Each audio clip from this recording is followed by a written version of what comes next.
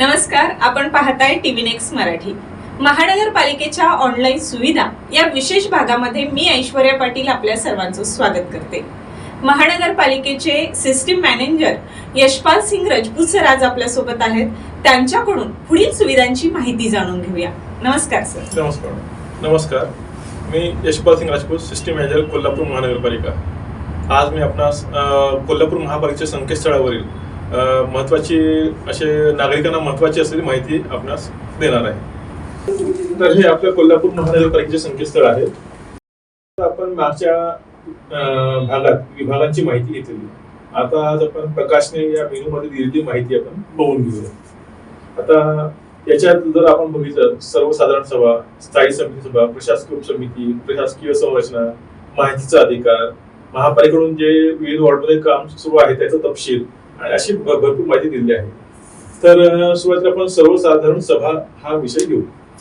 याच्यात असं आहे की ज्या वेळेस आपल्याकडे जनरल आपले सर्वसाधारण सभा म्हणजे आपल्याकडे बॉडी इलेक्टेड बॉडी मेंबर्स होते, त्यावेळेस दर महिन्याला एक सभा होत असते। तर त्या सभेमध्ये जे काही ठराव किंवा इत्युक्त झाले असेल ते इथे आपण अपलोड केले आहे।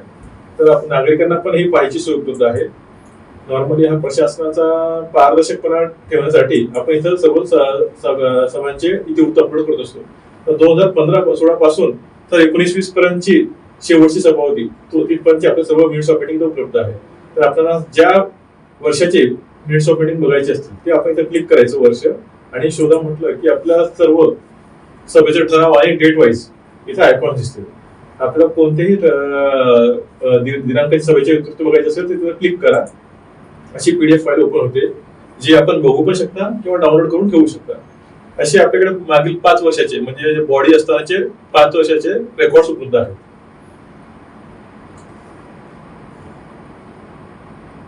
असं बघितलं तर त्या दिवशी दिनांक 8 मेला ज्या ज्या चर्चा झालेल्या आहेत सभेत त्या सर्वांचं इतिवृत्त दिलेलं आहे।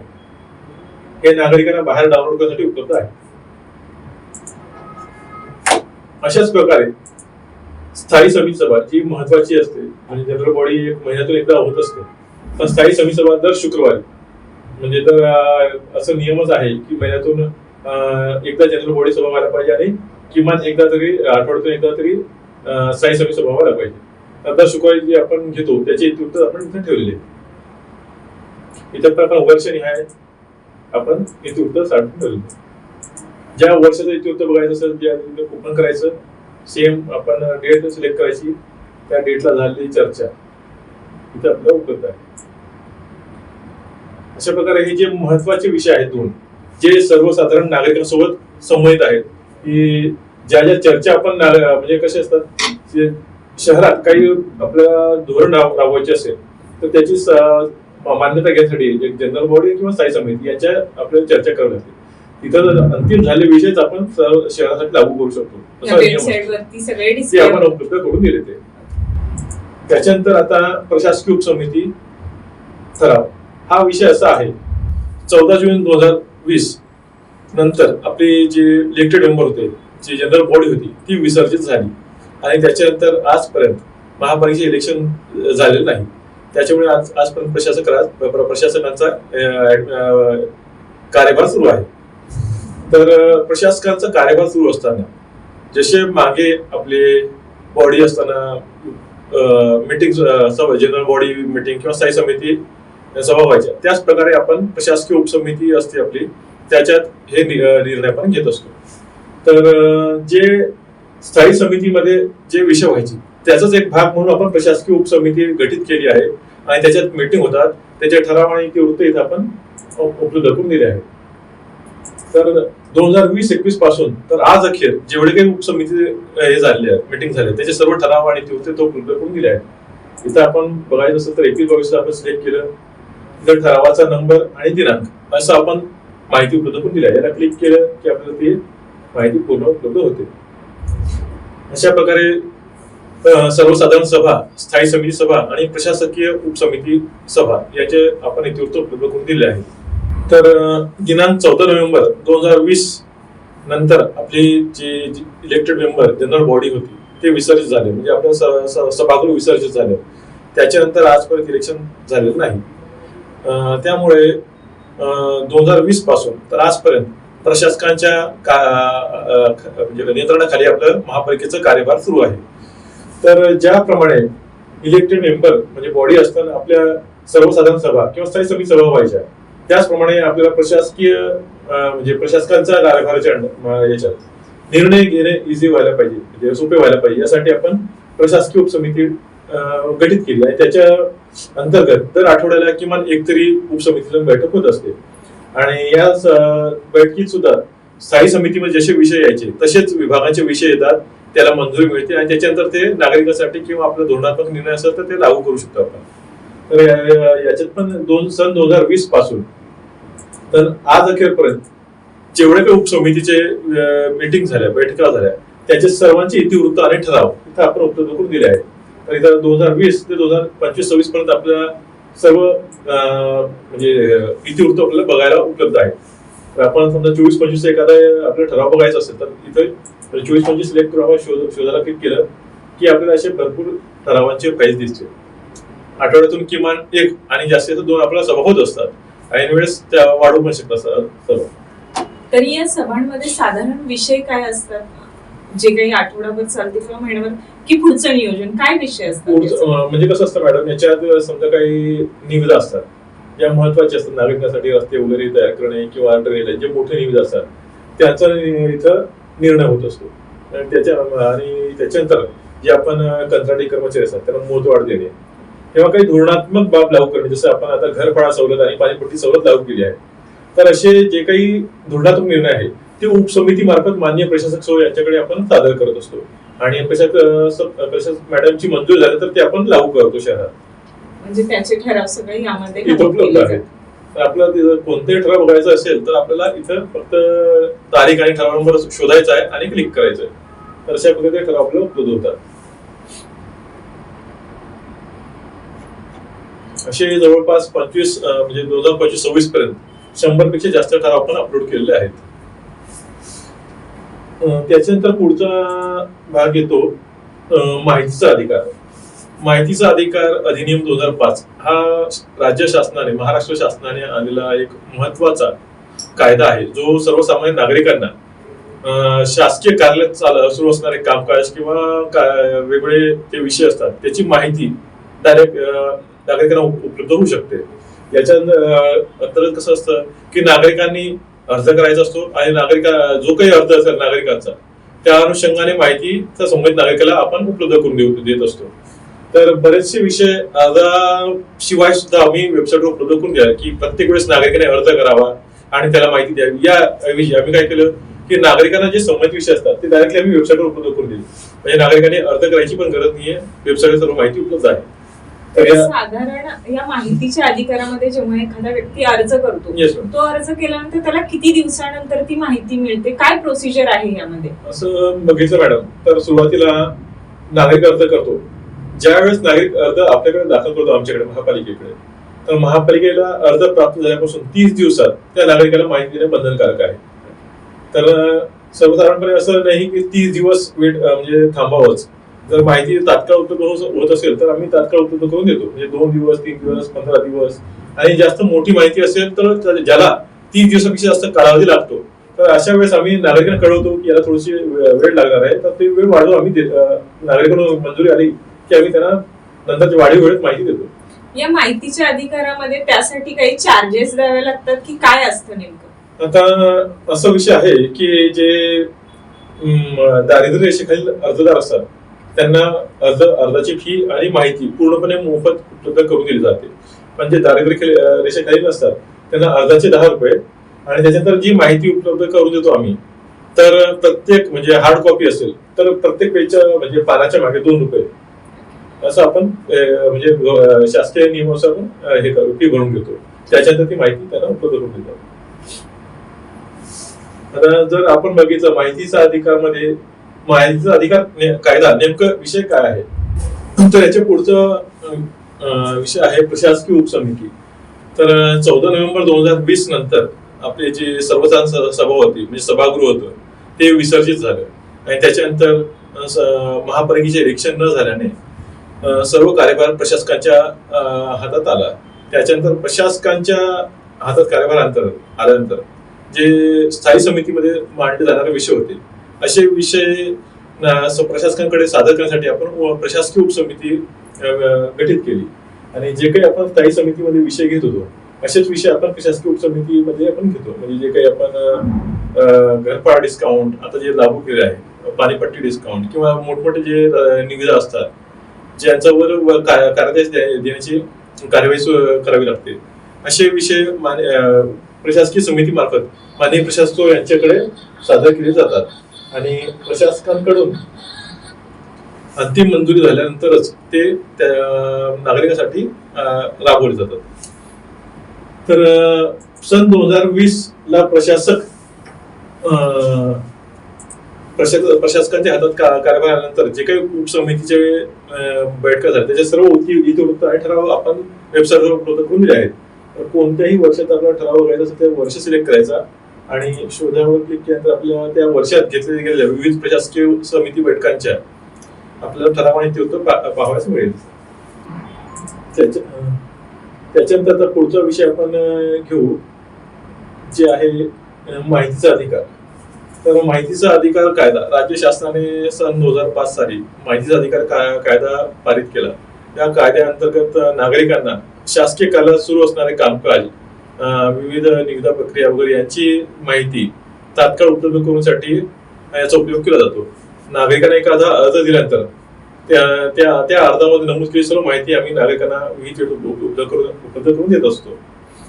तरी साधारण यामध्ये कोणकोणती माहिती म्हणजे व्यक्ती घेऊ शकतो, काय प्रोसिजर असते, याची फी असते का, ह्याला काही कसं असतं? हा, नियमानुसार जो आपण याचा कायदा आहे त्याचा नियमानुसार 10 रुपयाचा एक अर्ज असतो आणि त्याच्यानंतर 10 रुपयाचा अर्ज भरून त्याच्यात जी काही माहिती मागणी करतात नागरिक, जसं एखादी निविदा प्रक्रिया असेल त्याच्यात आलेले कागदपत्रे वगैरे, कार्यादेश, त्याच्यानंतर आपण काही रस्त्यांची कामं केली असेल तर रस्त्याची प्रगतीचा जो काही असेल माहिती ती, किंवा आपल्या ऑफिसमध्ये जे काही कर्मचारी वगैरे आहेत यांच्याबद्दलची माहिती नागरिक विचारत असतात आणि ती माहिती त्यांना आम्ही देत असतो.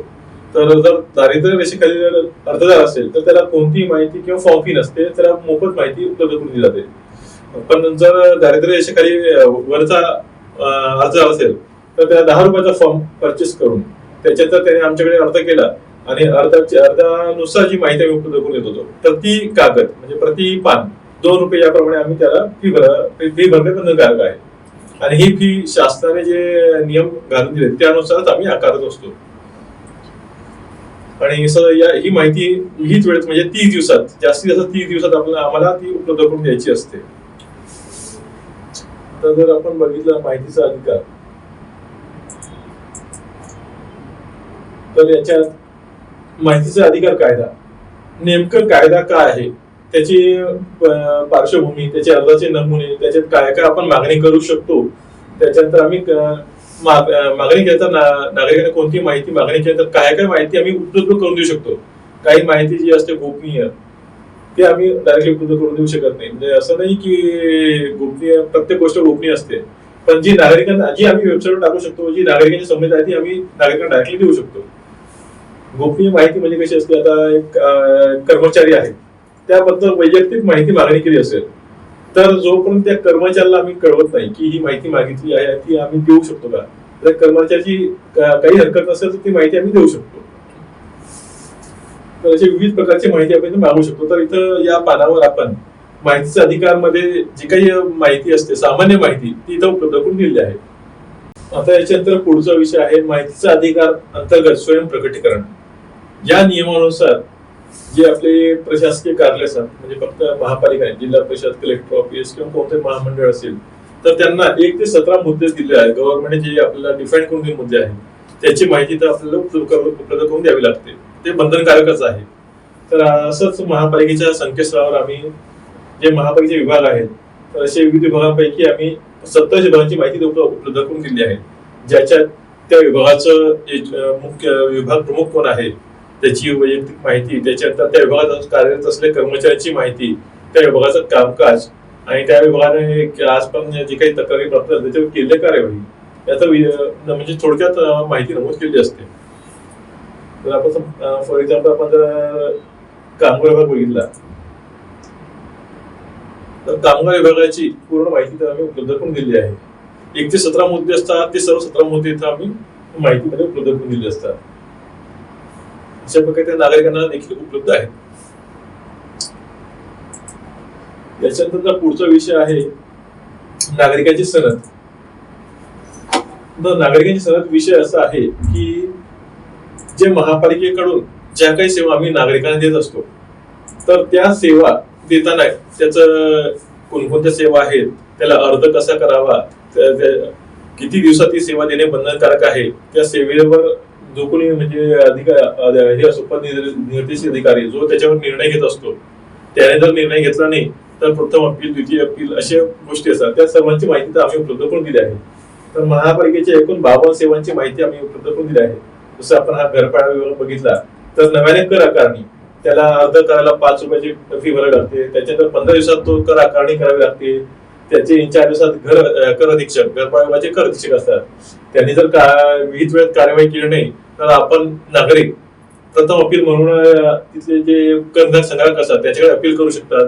जर त्यांनीही विहित वेळेत कार्यवाही केली नाही तर जे घरफाळा विभागाचे नियंत्रण अधिकारी आहेत त्यांच्याकडे आपण अपील करू शकता. अशा प्रकारे इथं 52 सेवांची पूर्ण माहिती आम्ही इथं उपलब्ध करून दिली आहे. याच्यात घरफाळा, पाणीपट्टी, त्याच्यानंतर उद्यान विभाग, रस्ते खुदाई, त्याच्यानंतर परवाना विभाग, विवाह नोंदणी, जन्म मृत्यू अशा प्रकारचे 52 सेवांचा समावेश आहे. त्याच्यानंतर आरटीआय प्रकरणे. आरटीआय प्रकरणे म्हणजे असं आहे की महापालिकेकडे आजपर्यंत किती लोकांनी अर्ज दाखल केले, त्याच्यावर केलेली कार्यवाहीचा अहवाल इथं आम्ही प्रसिद्ध करत असतो.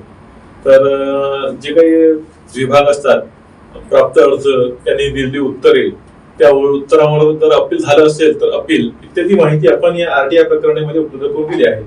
इथे जर आपण बघितलं तर अतिरिक्त आयुक्त कार्यालयाचं 18 ते मे 18 अखेर त्यांनी जे काही आपल्याला सुनावणी घेतली त्यांचे इथं इतिवृत्त उपलब्ध आहे.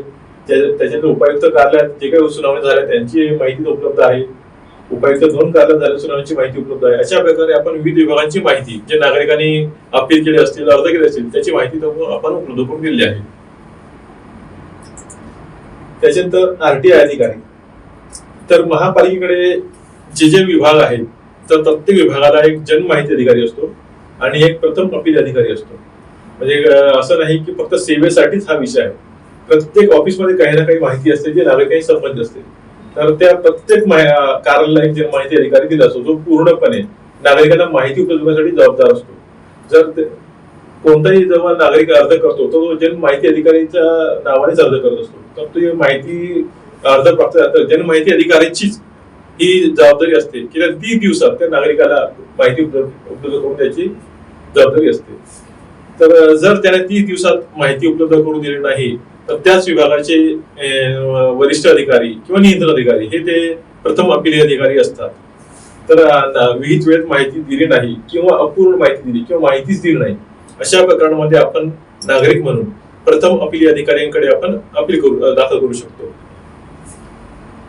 तर इथे महापालिकेचे जे काही विभाग आहेत त्यांची जन माहिती अधिकारी आणि त्याचे प्रथम अपील अधिकारी यांची माहिती इथं उपलब्ध करून दिलेली आहे. जन माहिती अधिकारी त्याचबरोबर प्रथम माहिती अधिकारी या दोघांकडूनही नागरिकांना जर समाधान नाही मिळालं तर पुढे त्या नागरिकांनी काय करावं लागतं आणि काय होतं पुढे त्याचं? अशा प्रकरणामध्ये राज्य शासनाकडून म्हणजे एक राज्य माहिती आयुक्त नियुक्त केलेले असतात जे द्वितीय अपील अधिकारी असतात.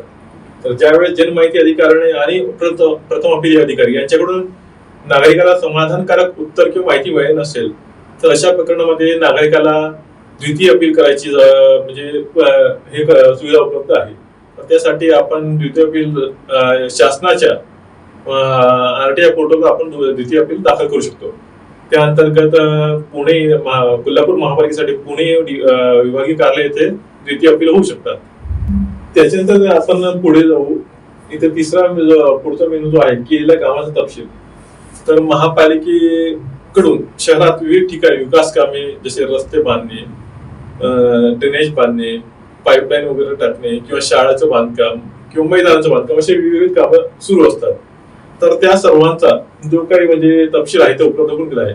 म्हणजे या वर्षी आपण कोणाला एका कॉन्ट्रॅक्टर वर्क ऑर्डर दिली असेल तर त्या कॉन्ट्रॅक्टरचं नाव, त्याचं कार्यादेश दिनांक, त्या कामाची सध्याची स्थिती काय आहे, त्याच्यावर किती खर्च झालेला आहे आणि ते काम कधीपर्यंत पूर्ण होऊ शकतो, या सर्वांची इथं माहिती उपलब्ध केलेली असते. तर आपल्याला ही माहिती डायरेक्टली बघायची असेल तर वेबसाईटवर आपण या लिंकला क्लिक केलं की आपल्याला कोणत्या वर्षातली माहिती पाहिजे ती विभागीय कार्यालय किंवा सर्वच यायचं आणि पौडी विभाग आपण बघू. तर पौडी विभागाची माहिती आपल्याला दिसेल. शोधा क्लिक केलं आपण तर वॉर्ड ऑफिस निळ आहे, म्हणजे विभागीय कार्यालय निळ आहे, जे काही कामं सुरू आहे त्याची माहिती तर आपल्याला उपलब्ध होणार. असे प्रत्येक वर्षी, म्हणजे मागच्या वर्षी जर काही काम सुरू झालं असेल तर या वर्षी त्याची स्थिती काय आहे, कुठपर्यंत पोहोचले, किती टक्के काम झाले, ही माहिती देखील या पोर्टलवर उपलब्ध आहे. त्यामध्ये किती निधी मंजूर झालाय किंवा किती खर्च झालाय या सर्वांची माहिती असते. त्याच्यात म्हणजे त्या कामाचं नाव, त्याला कधी मंजुरी मिळाली, त्याच्यात कोणता कॉन्ट्रॅक्टर आपण नेमलाय, त्याला कोणत्या हेडमधून खर्च करतोय, किती खर्च करतोय, त्याच्यानंतर त्याची आजची स्थिती काय आहे आणि किती टक्के काम झालंय, म्हणजे इतपर्यंत माहिती दिली असते त्याच्यात. याच्यानंतर पुढे जर आपण बघितलं तर ही सर्वसामान्य माहिती आहे जी आपली कोल्हापूर महापालिकेत आजपर्यंत, महापालिका स्थापनेपासून तर आजपर्यंत जेवढे काही महापौर झाले त्यांची सर्वांची यादी तर आपण वर्षनिहाय दिली आहे. त्याच्यानंतर स्थायी समिती सभापतींची यादी दिलेली आहे. त्याच्यानंतर आयुक्तांची यादी तर दिली आहे. तसंच यानंतर इथं वार्षिक अंदाजपत्रक येत आहे, म्हणजे दरवर्षी जो महानगरपालिकेचा अंदाजपत्रक आपण बनवतो त्याची इथं अंदाजपत्रकाची माहिती दिली आहे. नागरिकांसाठी ही ओपन आहे. नागरिकांना बघायचं असेल तर आपण मागच्या वर्षाची सुद्धा बघू शकतो. इथं माहिती उपलब्ध आहे, म्हणजे आपण कोणताही वर्ष सिलेक्ट करायचा ती माहिती उपलब्ध होऊ शकतो. 2025-26चा अंदाजपत्रक बघायचा असेल, 2025-26 वर्ष सिलेक्ट करायचा आणि शोधा क्लिक करायचं. तर आपल्याला विविध हेड निहाय जे काय आपण खर्च किंवा जमा आहे ते इथं आपण उपलब्ध करून दिले आहे. या महत्वाच्या माहितीशिवाय जे सामान्य माहिती नागरिकांना पोहोचणे आवश्यक असते, जसे शासकीय सुट्ट्या, म्हणजे शासनाने निश्चित केलेल्या सुट्ट्या, सार्वजनिक सुट्टी असतात त्या, त्याच्यानंतर जे आपले दरपत्रक, महापालिकेचे विविध सेवांचे दरपत्रक, त्याच्यानंतर कोल्हापूर शहराची, महानगरपालिकेची माहिती, पर्यटन स्थळाची माहिती, जो आपला महापालिकेचा विकास आराखडा आहे मागचा तो देखील इथं उपलब्ध करून दिला आहे. त्याच्यानंतर पुढे आपण निविदा या पर्यायाचा उपयोग करू. महापालिकेच्या संकेतस्थळावर निविदा या मेनूमध्ये आपण क्लिक करून जर पाहिलं तर महापालिकेच्या विभागाकडून राबवण्यात येणाऱ्या निविदा, कोटेशन किंवा खरेदी प्रकरणाबाबत माहिती उपलब्ध करून दिली आहे. कोणती निविदा आपण राबवतोय तर त्याचा विषय आणि त्याची निविदेची सुरुवातीची दिनांक आणि अंतिम दिनांक याची माहिती इथं उपलब्ध करून दिली आहे. आपल्याला ती माहिती बघायची असेल तर आपण या लिंकला क्लिक केलं तर त्या संबंधित निविदेमध्ये काय काय अटी शर्ती किंवा काय काय म्हणजे कामाचं स्वरूप कसं आहे ते सर्व इथं उपलब्ध करून दिलेले आहे. तर याच्यावर आपण कोटेशन नोटीस, निविदेच्या नोटीस इथं पब्लिश करत असतो. ते साधारण कधी पब्लिश होतात, कसं असतं? समजा मॅडम कोणताही विभाग आहे ज्याला निविदा प्रक्रिया राबवायची असेल तर त्याने किमान निविदेच्या आदल्या दिवशी आम्हाला ईमेलद्वारे कळवायचे असतं. ईमेल ज्या दिवशी आम्हाला ईमेल येतो त्या दिवशी आम्ही संध्याकाळी ही नोटीस अपलोड करतो. त्याच्यानंतर दुसऱ्या दिवशी ती निविदा त्या विभागाकडून महाटेंडर पोर्टल म्हणा किंवा आपल्या कोल्हापूर महापालिका वेबसाईटवर अपलोड केली जाते. त्याच्यानंतर पुढील मेनू आहे जाहीर सूचना. जाहीर सूचना मेनू मध्ये मोस्टली जे नागरिकांना आपण धोरणात्मक निर्णय असतात किंवा परिपत्रक असतात जे नागरिकांना लागू करतो किंवा महापालिकेचे जे कर्मचारी असतात त्यांची ज्येष्ठता याद्या, त्यांच्या अनुकंपाच्या प्रतीक्षा याद्या इत्यादी माहिती आपण उपलब्ध करून दिली आहे. तर या वर्षानुवर्षे जे काय आपण परिपत्रक प्रसिद्ध केले नागरिकांसाठी म्हणा किंवा महापालिकेच्या कर्मचाऱ्यांसाठी या सर्व इथं आपल्याला बघायला उपलब्ध आहेत. तर कोणतंही आपलं परिपत्रक पाहायचं असेल तर त्या संबंधित मेनूवर याच्यावर जाऊन लिंकवर क्लिक करायचं. ती आपल्या PDF फाईल पाहायला ओपन होते. ती आपण डाउनलोडही करू शकता किंवा भविष्यात कधी येऊन त्या परत या लिंकला क्लिक केलं ती फाईल आपल्याला उपलब्ध होईल. ही माहिती आता ही आहे सेवा ज्येष्ठता यादी. ही माहिती पूर्ण आपल्याला इथं 39 पानं आहेत. 39 पाने इथं उपलब्ध करून दिल्या आहेत. फाईल आपल्याला डाउनलोड करता येते. इथं डाउनलोड बटन आहे, याला क्लिक करा, डायरेक्ट आपल्याला ती डाउनलोड होऊन जाईल. महापालिकेच्या ज्या 52 सेवा आहेत त्यापैकी काही सेवा आपण वेब पोर्टलद्वारे आपण नागरिकांना उपलब्ध करून दिल्या आहेत. तर त्या सेवांचा जर नागरिकांना लाभ घ्यायचा असेल तर त्या नागरिकांना आपल्या कोल्हापूर महापालिकेच्या संकेतस्थळावर सुरुवातीला एकदा नोंदणी करावी लागते. एकदा नोंदणी केली की आपण जो युजर आयडी आणि पासवर्ड दिलेला आहे त्याद्वारे आपल्याला वेळोवेळी लॉग इन करता येतं. तर ते आपण नोंदणी कशी करायची आणि लॉग इन कसं करायचं ही प्रक्रिया आपण आता पाहू. तर इथं संकेतस्थळावर नागरी ऑनलाईन सेवा नावाचा पर्याय आहे. त्या पर्यायाला आपण क्लिक करू. त्याच्यानंतर 2 नंबरला जर आपण बघितलं नवीन नागरिक नोंदणी, म्हणजे असं नागरिक ज्याने आजपर्यंत महापालिकेच्या संकेतस्थळावर नोंदणी केली नाही अशा नागरिकाला नोंदणी करता येईल. तर आपण नोंदणी करून बघू नोंदणी कशी करतात हे आपण सॅम्पल पाहू. तर त्या बटनला आपण क्लिक केलं तर नागरिकाला त्याचं नाव, आडनाव, जन्मदिनांक आणि पत्ता, ईमेल, मोबाईल नंबर इत्यादी कंपल्सरी गोष्टी भराव्या लागतात. या व्यतिरिक्त आधार नंबर द्यायचा असेल तर तो आपण देऊ शकतो. जो काही आपण इथं ईमेल, मोबाईल नंबर आणि पासवर्ड टाकणार आहे तर आपण त्याद्वारे आपण म्हणजे संकेतस्थळावर लॉग इन करता येईल. आपण ईमेल आणि पासवर्ड किंवा मोबाईल नंबर आणि पासवर्ड याद्वारे आपण लॉग इन करू शकतो. आता आपण समजा आपण असं गृहीत धरू की आपण इथं सर्व माहिती भरलेली आहे आणि जतन करा बटन क्लिक केल्यावर आपल्याला एक मेसेज येतो की आपलं नोंदणी झालेली आहे आणि आपण असं गृहीत धरू की आपल्याला तो मेसेज आला आणि आपण लॉग इन करायचा प्रयत्न करू.